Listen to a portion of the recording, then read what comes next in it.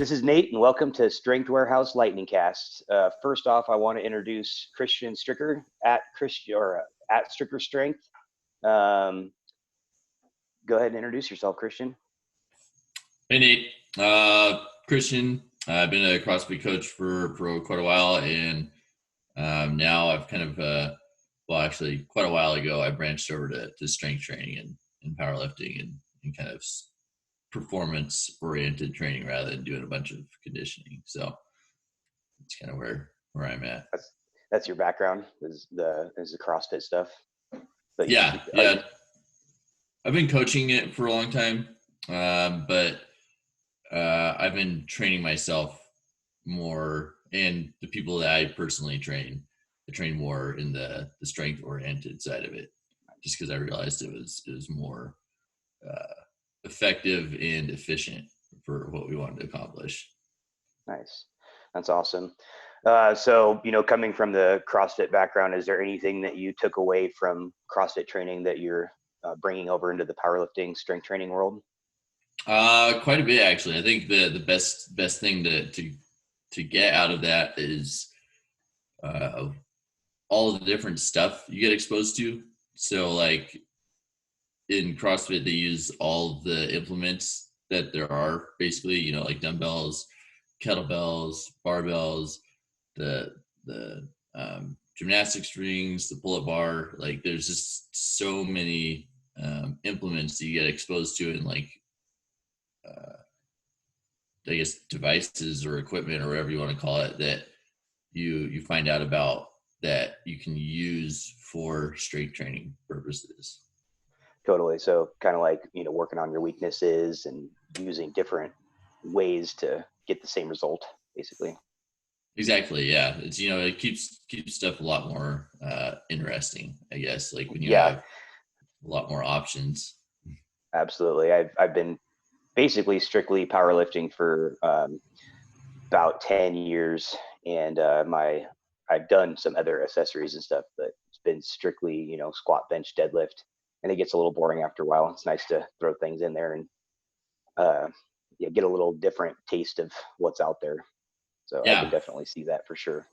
For sure. Yeah. If you're strictly using a barbell for a long time, like there's a lot of different things you can do with a barbell, but like it's nice to, maybe do some kettlebell work or some obviously you have dumbbells too. So you use those quite often. But like using the gymnastics rings, or you can use TRX, it's kind of the same idea. And then the bars, doing a lot more plyometrics, I guess, is part of it. A lot of different ways to warm up, bikes, rowers. Like you can put everything into a program together, and it will work pretty well. Totally. So I wanted to ask you a little bit about some of the programming you've done. Like, what programs have you done? Which ones have the best results that you've seen, and or which ones were the most fun?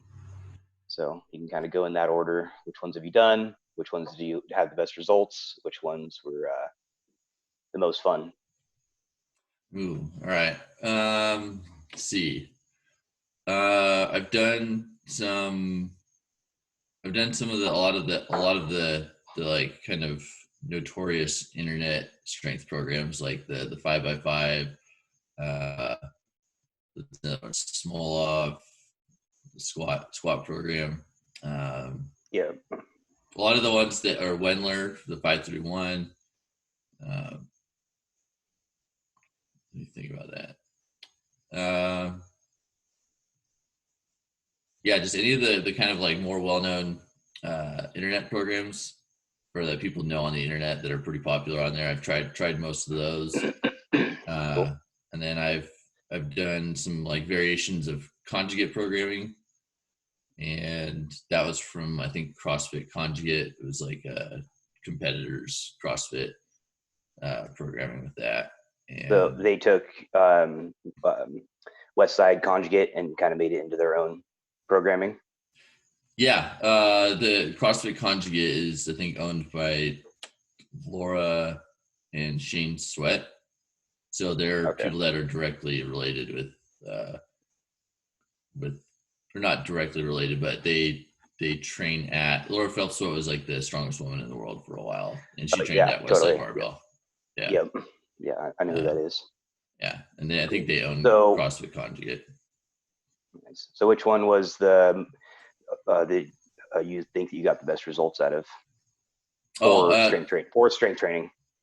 So the best one I got the best results from, and I learned a lot from it, was I got coaching from Travis Mash. Okay.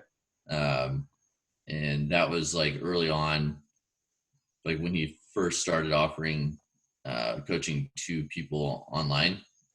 Yeah. And that was like early, so it was pretty inexpensive. That's why I did it. I'm like, this looks like a really good deal, so I'm gonna hop on it. And I think I realized the best progress from another program when I was doing that. Cool. But then I think the best results that I've had up until recently, and I just think it's just because of the training age now, where when I would combine the programs that I would learn from that, and I'd put them together into my own.